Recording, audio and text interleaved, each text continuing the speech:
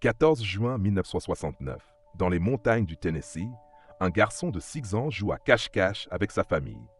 Mais ce jour-là, Dennis Martin ne reviendra jamais. Plus de 50 ans ont passé et son mystère reste entier. Voici l'histoire vraie d'une disparition qui a bouleversé une région et défié toutes les explications. C'était une matinée radieuse du mois de juin 1969, dans les Great Smoky Mountains, un des plus beaux parcs nationaux des États-Unis, niché à la frontière entre le Tennessee et la Caroline du Nord. L'air était doux, chargé de la fraîcheur des forêts centenaires, et le chant des oiseaux se mêlait au murmure des rivières qui serpentent entre les collines. La famille Martin avait décidé, comme tant d'autres, de venir profiter de la nature et de ses merveilles. Denny, le petit garçon de 6 ans, était particulièrement excité. Curieux et plein d'énergie, il observait tout autour de lui avec des yeux d'enfant émerveillés. Son visage illuminé par un sourire innocent, il courait, sautait, riait, faisant tournoyer sa casquette sur sa tête. Ce jour-là, Dennis était accompagné de ses parents, de son oncle, ainsi que d'autres amis de la famille. Ils avaient prévu une journée de pique-nique, de randonnée et de jeux. Dennis jouait avec un groupe d'enfants près d'une petite rivière, éclaboussant l'eau claire, lançant des cailloux, tout en inventant des histoires et des aventures. Mais dans un parc aussi vaste, aussi sauvage, le danger peut surgir très vite, même quand on pense que tout est sûr. Soudain, le rire de Dennis s'éteint. Un instant, il est là, puis plus rien. Personne ne se rend compte tout de suite que le garçon a disparu, jusqu'au moment où sa mère appelle son nom avec un léger frisson d'inquiétude dans la voix. « Dennis? Dennis, où es-tu » Pas de réponse. L'oncle s'approche, l'air de chercher autour de lui, mais le vide est là, palpable, oppressant. Les minutes passent, la peur grandit. Dennis Martin n'est plus là. Dès que la disparition de Dennis Martin fut constatée, la tension monta d'un cran. La famille, terrifiée, alerta les responsables du parc.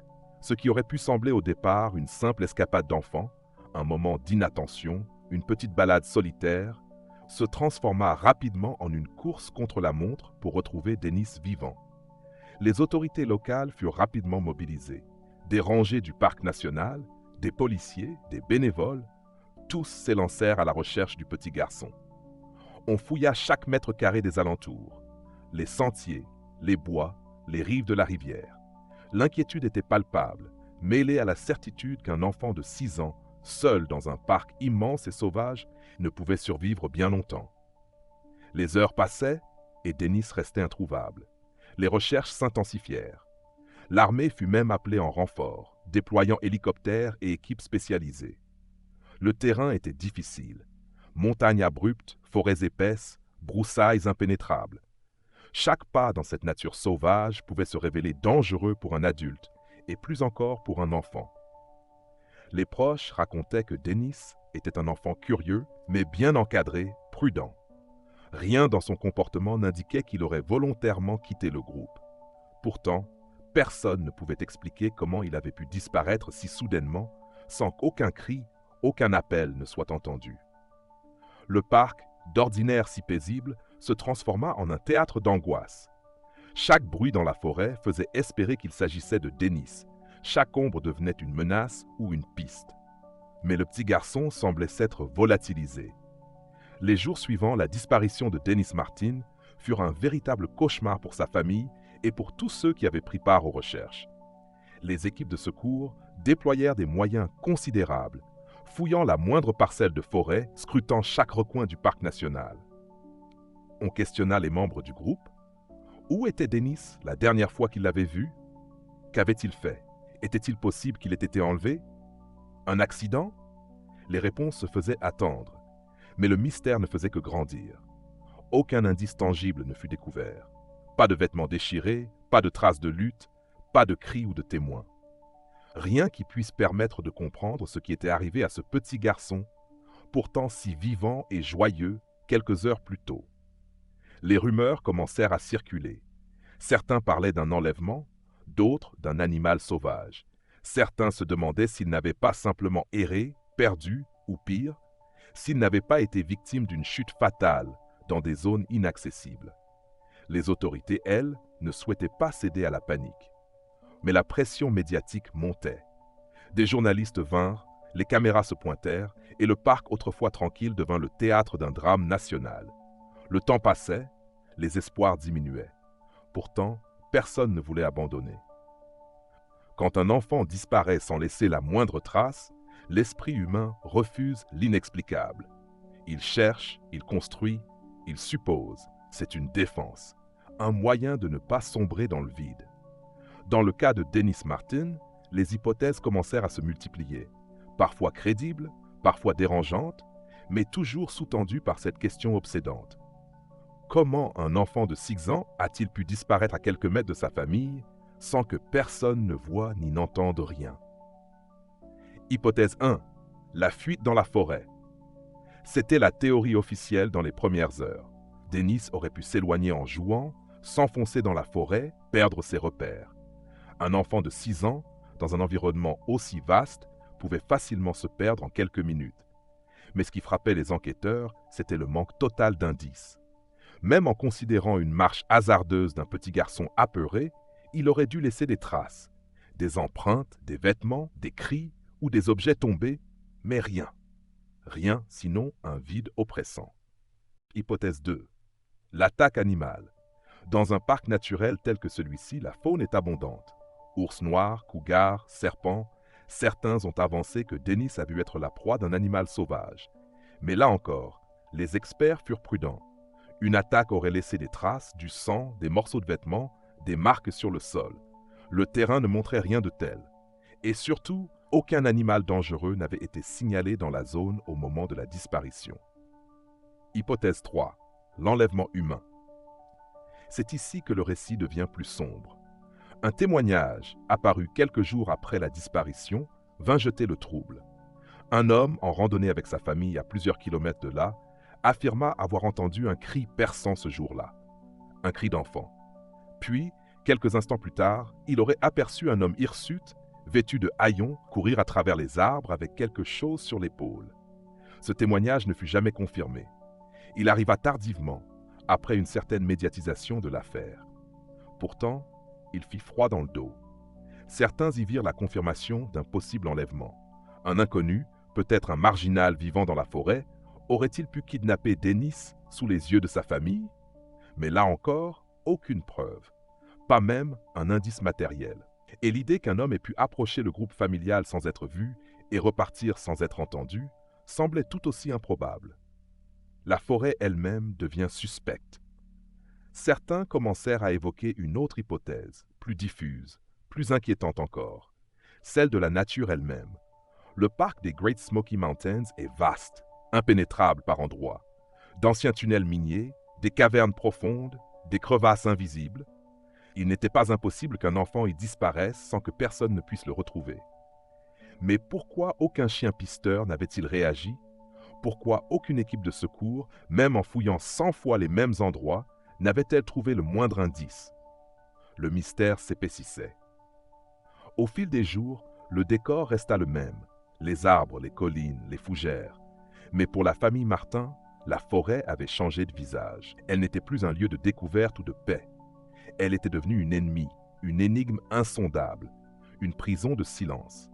Chaque matin, Bill Martin, le père de Dennis, se levait avec l'espoir qu'on frapperait à la porte de leur tente ou de leur logement temporaire. Qu'un ranger annoncerait « On l'a retrouvé ». Il va bien. Mais chaque soir, c'était l'inverse. Rien. Toujours rien. Les rangers, quant à eux, ne comptaient plus les heures. Jamais ils n'avaient vu pareille affaire. Plus de 1400 personnes furent mobilisées au total.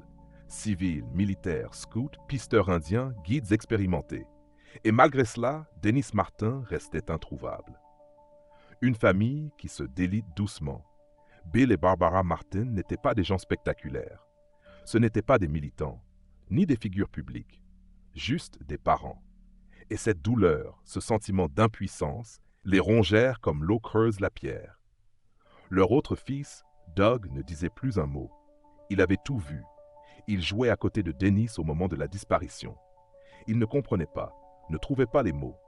On le vit un jour assis au bord d'un sentier regardant fixement les bois comme s'il attendait que son petit frère en sorte d'un buisson en riant comme si tout ça n'avait été qu'un jeu. Mais ce jeu avait mal tourné. Les médias, d'abord compatissants, devinrent insistants. Caméras braquées sur le chagrin, journalistes harcelant les rangées, articles suggérant que la famille avait peut-être négligé l'enfant. On interrogea même les parents sur leur emploi du temps, leurs habitudes, comme s'il fallait désigner un coupable. Mais comment soupçonner un père qui, dès la disparition de son fils, avait couru dans les bois en hurlant son nom jusqu'à s'écorcher les bras et les jambes contre les buissons et les ronces? Comment douter d'une mère dont les sanglots résonnaient chaque nuit à travers les tentes comme une plainte que même la nature refusait d'entendre? Le plus tragique, c'était sans doute cela, l'absence d'un point final, l'agonie lente d'une vérité qui refusait de se dévoiler. Le temps en montagne n'attend personne. Les jours passèrent, puis vinrent les semaines, et toujours pas un indice, pas un bouton de chemise, pas une trace de pas, pas un cri, rien. Dennis Martin s'était évanoui dans l'air, comme si les arbres l'avaient absorbé, comme si la terre l'avait englouti. Pourtant, personne ne voulait abandonner. Pas encore. Certains enquêteurs décidèrent de reprendre l'affaire depuis le début. Ils questionnèrent à nouveau les témoins. Ils réexaminèrent les cartes. Ils établirent des zones de recherche, non pas selon la logique militaire, mais selon le comportement probable d'un enfant de 6 ans, désorienté et effrayé. On fit appel à des psychologues. On consulta des experts en survie. On fit même appel à un médium, à la demande de bénévoles désespérés, qui parla d'eau noire et profonde, dans lesquelles l'enfant aurait sombré. Rien de concret, rien d'utilisable. Et puis il y avait ce fameux témoignage du randonneur, ce père de famille qui jura avoir vu un homme étrange portant quelque chose sur l'épaule. Son récit fut relu, recoupé, questionné. L'heure ne collait pas tout à fait. La localisation non plus. Mais il y avait un doute. Toujours ce doute. Une équipe partit explorer la zone qu'il avait décrite, malgré le retard. Ils trouvèrent quelques restes de feux de camp, des traces anciennes de passage, des détritus, mais aucun lien clair avec l'affaire Martin. Certains, parmi les rangés, commencèrent à murmurer que cet homme, ce vagabond peut-être, n'avait pas juste croisé Dennis par hasard. Peut-être l'avait-il observé, choisi, peut-être était-ce là un prédateur invisible, fondu dans les bois. Mais cette hypothèse restait sans preuve, et dans la justice américaine comme ailleurs, on ne juge pas un fantôme. À la fin de juin, un orage s'abattit sur les montagnes, un véritable déluge. Les sentiers devinrent des rivières. La boue effaça les dernières empreintes. Ce jour-là, un ranger ancien murmura en regardant la pluie tomber. S'il y avait quelque chose à trouver, c'est perdu à jamais. Et de fait, les jours suivants sonnèrent comme une reddition. Le QG de recherche fut démonté. Les hélicoptères redéployés ailleurs. Les volontaires remerciés. Officiellement, la recherche active prit fin le 29 juin 1969, soit 22 jours après la disparition. Bill Martin, pourtant, resta. Il refusa de partir. Chaque jour, il montait une zone différente. Parfois seul, parfois accompagné d'un guide. Il cherchait encore. Il ne cherchait plus des indices. Il cherchait un geste, une trace, même un os s'il le fallait. Quelque chose pour dire « Voilà où s'arrête ton histoire, mon fils ». Mais la forêt, comme toujours, ne répondit rien. Après l'arrêt officiel des recherches, la vie reprit lentement son cours. Les rangers revinrent à leur poste. Les touristes réinvestirent les sentiers. Les campeurs firent à nouveau griller leurs guimauves autour du feu. Mais quelque chose avait changé. Une présence, ou plutôt, une absence persistante. Dans les années qui suivirent, la photo de Dennis Martin resta affichée sur les panneaux d'information du Parc national des Great Smoky Mountains. Un petit visage souriant, au regard brillant portant une chemise à carreaux. Une image figée dans le temps. Ceux qui travaillaient dans le parc l'évoquaient à demi-mot, pas devant les visiteurs, mais entre eux. On disait parfois « Fais attention, on est près de l'endroit où le petit a disparu », comme si cette disparition avait transformé l'espace, comme si la nature elle-même gardait en elle le secret de l'enfant. Des parents venaient toujours, des années plus tard. Certains demandaient « C'est ici que Dennis a disparu, n'est-ce pas ?» Ils déposaient des fleurs. Parfois, un jouet. Les rangers, eux, hochaient la tête, avec respect, toujours. La presse nationale ne lâcha pas l'affaire. Pas tout de suite. Magazines, radio, émissions télé, tout le monde voulait comprendre.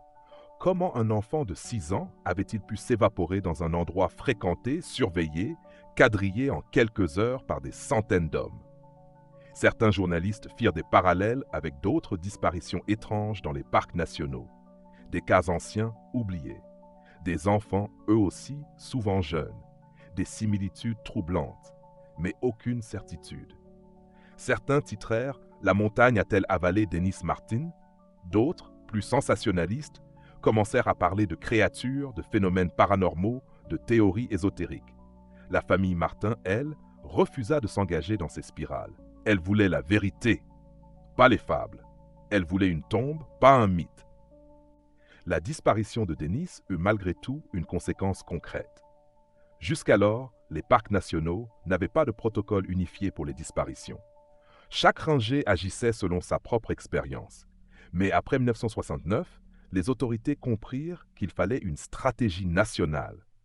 Des cartes de signalement furent créées. Des unités de recherche spéciales virent le jour. Des consignes de vigilance furent mises en place dans les zones à risque. Des collaborations furent établies entre les parcs, la police et l'armée.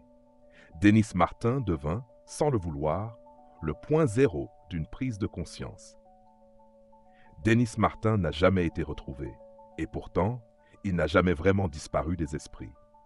Les années s'accumulèrent comme les feuilles mortes au pied des grands arbres des Smoky Mountains, et toujours aucune trace, aucun ossement, aucune découverte, aucun aveu. Le mystère était total, et c'est ce qui fit le mythe. Les Martin continuèrent tant bien que mal à vivre. Ils restèrent dans le Tennessee. Doug grandit, il devint adulte, mais il n'évoquait presque jamais son frère. Peut-on grandir normalement quand on sait que l'unique jeu d'enfance a été brutalement interrompu par l'inconnu? Bill et Barbara Martin vieillissaient. Chaque anniversaire de Dennis était un rappel cruel. Chaque Noël, une chaise vide. Chaque été, la même image revenait. Dennis courant dans l'herbe, riant, avant de se retourner et disparaître. Bill retourna souvent dans les Great Smoky Mountains, même 20 ans plus tard. Il savait que la probabilité était nulle, mais un père n'abandonne jamais. Pas vraiment.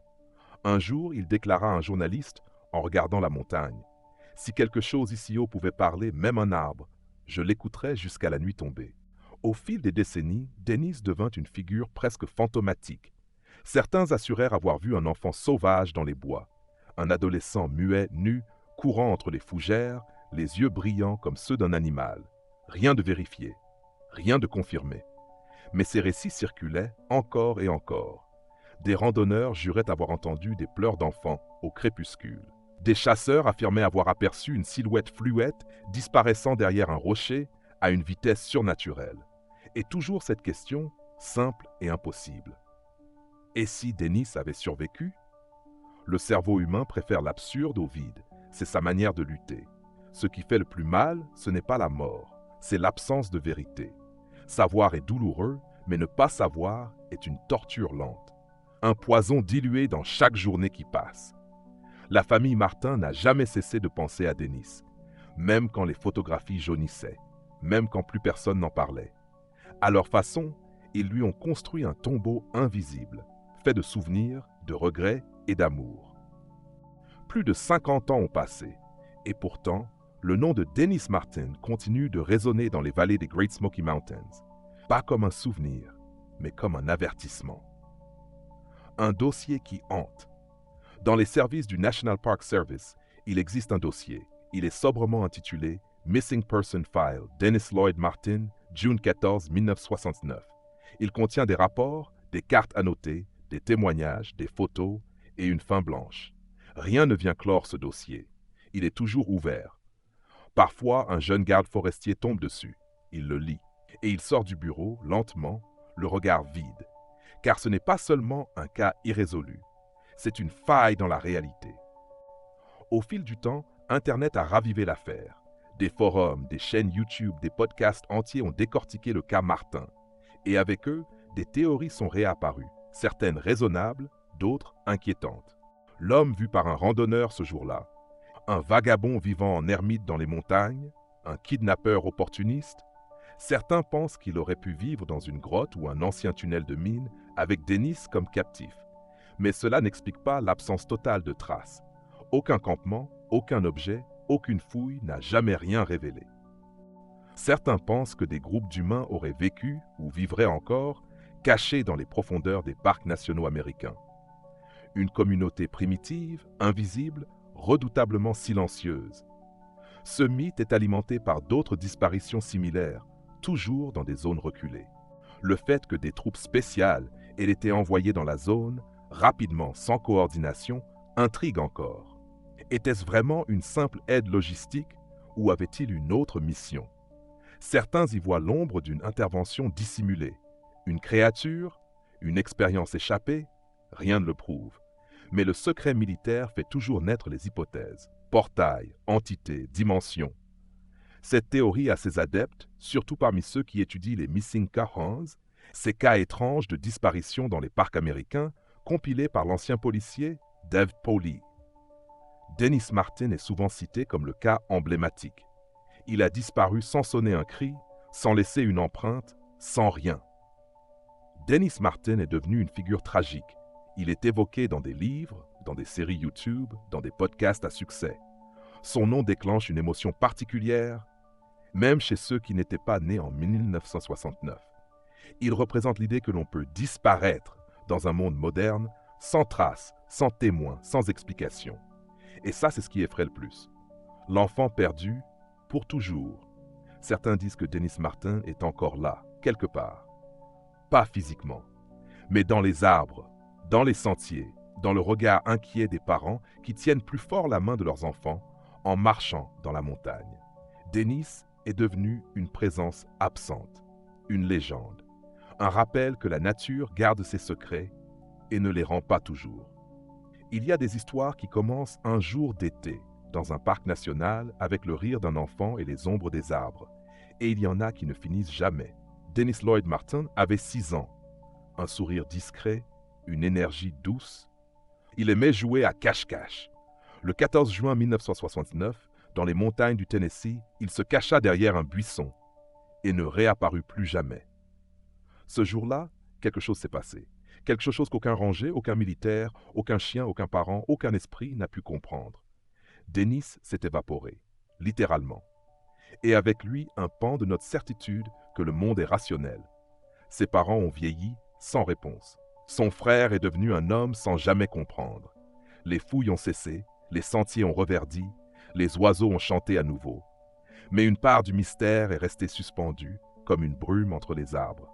Et même aujourd'hui, en 2025, si vous vous promenez dans les Great Smoky Mountains, si vous vous arrêtez dans le secteur de Spencefield, fermez les yeux, écoutez. Il se peut que vous sentiez un silence plus lourd que les autres. Il se peut que, juste un instant, vous ayez l'impression que quelqu'un vous observe, pas par hostilité, mais par curiosité. Comme un enfant caché qui ne comprend pas pourquoi plus personne ne joue à cache-cache avec lui. Dennis Martin n'est pas une légende. C'est un nom, un regard, une disparition. Un point d'interrogation planté au cœur d'une forêt américaine. Nul ne sait ce qu'il est advenu de Dennis. Peut-être le saura-t-on un jour, peut-être jamais. Mais une chose est certaine, quelque part, dans les montagnes, le mystère continue de marcher à pas feutrés.